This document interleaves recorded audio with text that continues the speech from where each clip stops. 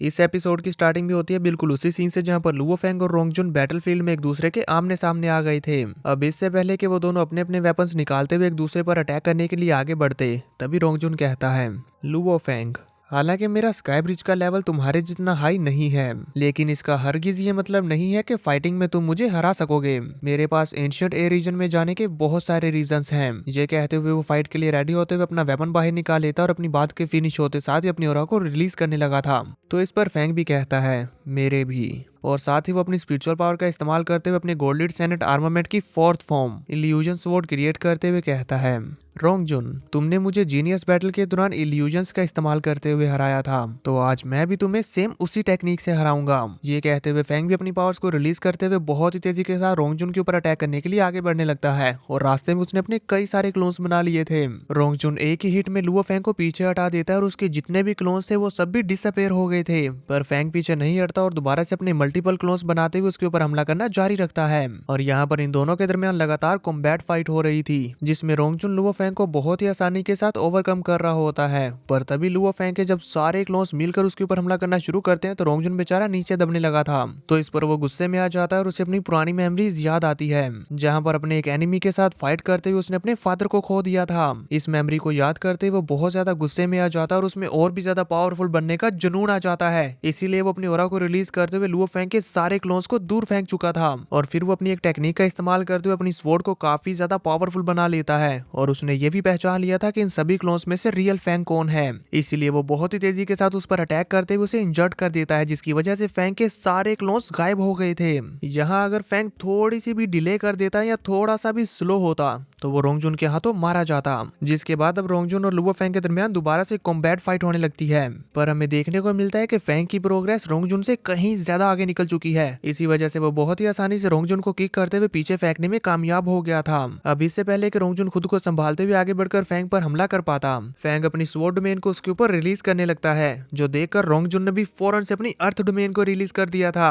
अब इन दोनों की डोमेन से आपस में टकराने लगती है और एक दूसरे को ओवरकम करने की कोशिश कर रही थी, पर ये दोनों डोमेन से बहुत ज्यादा पावरफुल होती है, जिसकी वजह से इन दोनों के काफी ज्यादा देर तक टकराने के बाद वहां पर एक जोरदार ब्लास्ट होता है। इस ब्लास्ट के बावजूद भी रोंगजुन और लुओ फेंग नहीं रुकते और लगातार एक दूसरे के ऊपर हमला करते रहते हैं, जिसमें फेंग अपने स्पिरिचुअल वेपन्स का इस्तेमाल कर रहा था तो रोंगजुन दोबारा से अपनी अर्थ डोमेन का इस्तेमाल करता है, जिसमें उसने फेंग के आसपास हर तरफ डस्ट उड़ा दी थी। और फिर वो इस डस्ट का फायदा उठाते हुए फेंग के ऊपर अपनी स्वॉर्ड से अटैक करते हुए उसे मारने की कोशिश करता है, पर ये छोटी मोटी ट्रिक्स फेंग को कहां रोकने वाली थी। फेंग बहुत ही आसानी से उसका सामना कर रहा होता है और फिर जैसे ही उसे मौका मिलता है वो अपनी सेवन शैडो टेक्निक का इस्तेमाल करने लगा था। वही रोंगजुन भी ये देखकर अपनी पावरफुल टेक्निक का इस्तेमाल करता है, जिसका नाम होता है थाउजेंड्स ऑफ अटैक्स। और जब इन दोनों के अटैक्स एक दूसरे के साथ टकराते हैं तो इसके इम्पैक्ट से पूरी जमीन भी शैटर्ड हो गई थी और रोंगजुन जमीन में धंस जाता है, जबकि लुओ फेंग उड़ता हुआ दूर जा गिरा था। फेंग खुद को संभालता है और देखता है कि रोंगजुन तो ज्यों का त्यों खड़ा हुआ है और उसको जरा सा भी डैमेज नहीं हुआ, जबकि लुओ फेंग की बुरी तरह सांस फूल चुकी थी।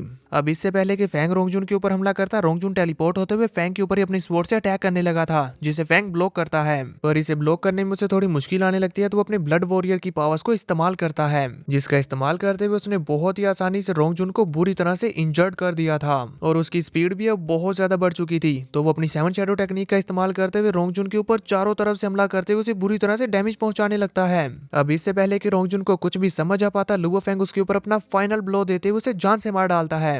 ये फाइट सच में देखने लायक होती है। इसी के साथ इस बैटल का विनर लुओ फेंग को अनाउंस कर दिया जाता है। लॉबी में मौजूद वॉरियर इस फाइट को देखकर काफी ज्यादा एंजॉय कर रहे होते हैं और वो लुओ फेंग की जीत से बहुत ही ज्यादा खुश नजर आ रहे हैं। वर्चुअल यूनिवर्स कंपनी का एआई लुओ फेंग को कांग्रेचुलेट करता है और उसे बताता है, अब आप एंशिएंट ए रीजन की बैटल को कंटिन्यू कर सकते हैं। लाइट वो का भी लुओ फेंग की इस बैटल को देखकर खुश हो रही होती है। फिर इसके बाद हमें दिखाया जाता है रोंगजुन और लुओ फेंग को, जो बैटल ग्राउंड से बाहर आने के बाद लॉबी में आकर एक दूसरे से मिलते हैं, जहां पर रोंगजुन लुओ फेंग को शाबाशी देते हुए कहता है, तुम काबिलियत में मुझसे आगे हो, मान गया तुम्हें।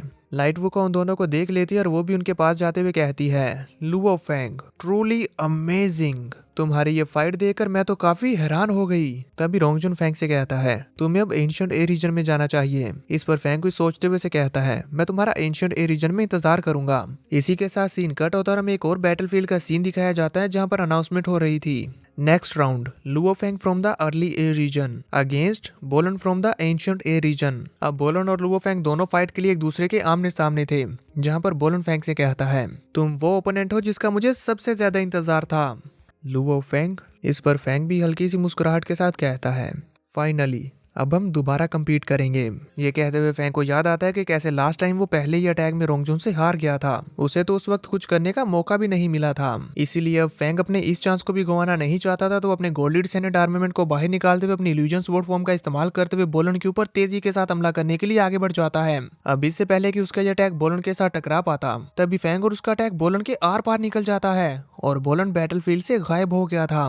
फैंग को तो लग रहा था कि शायद वो टेलीपोर्ट हुआ है, इसीलिए वो उसके हमले के लिए चौकन्ना हो जाता है और उसे बैटलफील्ड में इधर उधर देखने लगा था। पर जब उसे अपने आसपास कोई भी हलचल महसूस नहीं होती तो वो कहता है, ये कैसे हो सकता है, मुझे उसकी प्रेजेंस फील ही नहीं हो रही। बोलन की लापरवाही विचुअल यूनिवर्स कंपनी को भी मालूम हो चुकी थी। इसी वजह से हम देखते हैं कि किंग जेनियान, मास्टर कांगबो और लोंगयू इसी बारे में पता लगाने की कोशिश कर रहे होते हैं कि आखिर बोलन अचानक से कहाँ चला गया, और वो बोलन की लोकेशन को भी ढूंढने की कोशिश करते हैं, पर पूरी विचुअल यूनिवर्स कंपनी में उन्हें वो कहीं भी नहीं मिलता।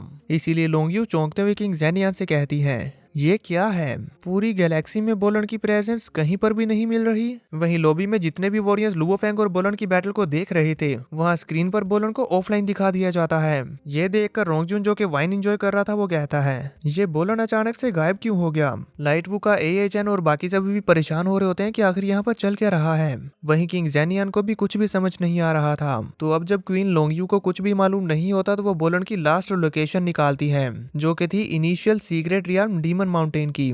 वो सभी लोग अपने सामने स्क्रीन पर देखने लगते हैं कि आखिर इस लोकेशन में क्या गड़बड़ हो सकती है।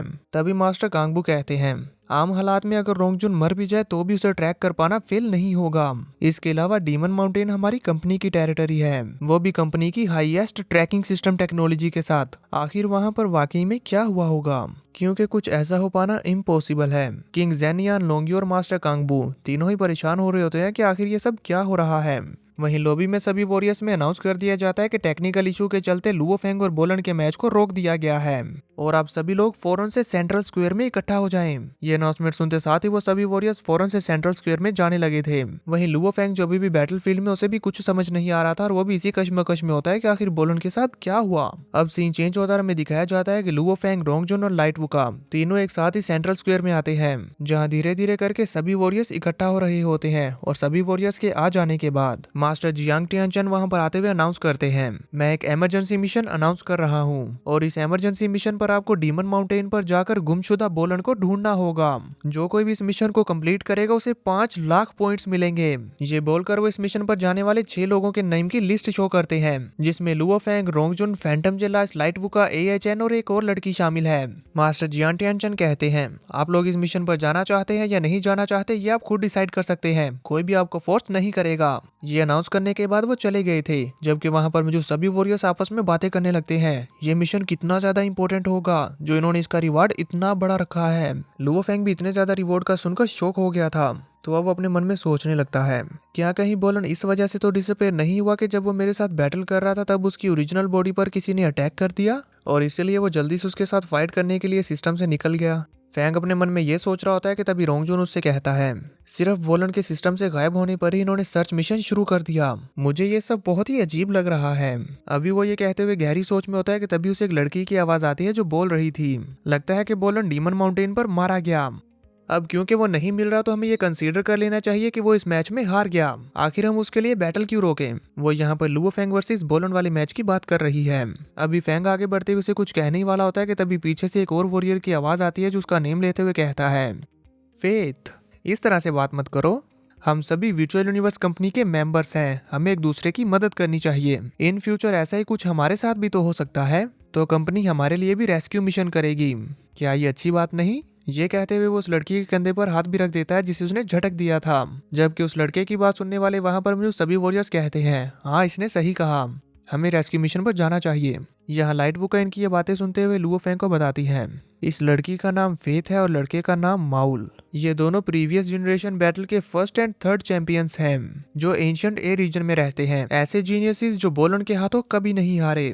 लुओ फेंग लाइट वुका की बातें गौर से सुनते हुए इन दोनों की तरफ ही देख रहा होता है। तभी माउल फेथ से कहता है, तो क्या कहती हो, पर हम देखते हैं कि फेथ तो नाराज होकर वहां से चली गई थी, तो माउल भी उसके पीछे पीछे लुओ फेंग को देखता हुआ चला जाता है। वहीं दूसरी तरफ मास्टर जियांटियान चैंग और लोंगयू अभी भी बोलन की तलाश कर रहे होते हैं, पर उन्हें बोलन कहीं नहीं मिल रहा था। तो अब लोंगयू मास्टर जियांग चैन से कहती है, कंपनी हमेशा कहती है कि स्ट्रॉन्गेस्ट इंडिविजुअल्स की जर्नी हर एक की डेस्टिनी है, तो फिर मास्टर आपने इस बार बोलन को ढूंढने के लिए इमरजेंसी मिशन क्यों जारी किया। इस पर हम देखते हैं कि मास्टर जो ऑलरेडी बोलन के डिसअपीयरेंस से काफी ज्यादा घबराए होते हैं वो कहते हैं, बोलन का इसी जगह पर आकर गुम हो जाना कोई मामूली बात नहीं है, बल्कि इससे सभी वॉरियर्स में खौफ फैल जाएगा, क्योंकि वहां पर रूनमा हो रहे वाकयात इस तरफ इशारा कर रहे हैं कि वहां पर कुछ ऐसी पार्टीज हैं जो सीक्रेटली ह्यूमन क्लैन को नुकसान पहुंचा रही हैं। तो इसीलिए मैंने जानबूझकर लुओ फेंग और बाकी सभी वॉरियर्स को वहां इस बारे में पता लगाने के लिए भेजा। उम्मीद है कि उन लोगों को वहां कुछ मिलेगा। मास्टर यहाँ पर ऐसा क्यों बोल रहे हैं ये हमें कुछ ही देर में मालूम हो जाएगा। इसी के साथ सीन चेंज होता है, हम देखते हैं कि लुओ फेंग बबाता के साथ एक स्पेसशिप में बैठकर तेजी के साथ डीमन माउंटेन की तरफ बढ़ रहा होता है। यहाँ साथ ही वह वर्चुअल स्पेस में अपने मास्टर किंग जेनियन से कॉन्टैक्ट करते हुए उनसे भी इस बारे में जानने की कोशिश करता है कि आखिर बोलन ऐसे अचानक से गायब कैसे हो गया। इस पर मास्टर उसे डीमन माउंटेन के बारे में कुछ शॉकिंग बातें बताते हैं।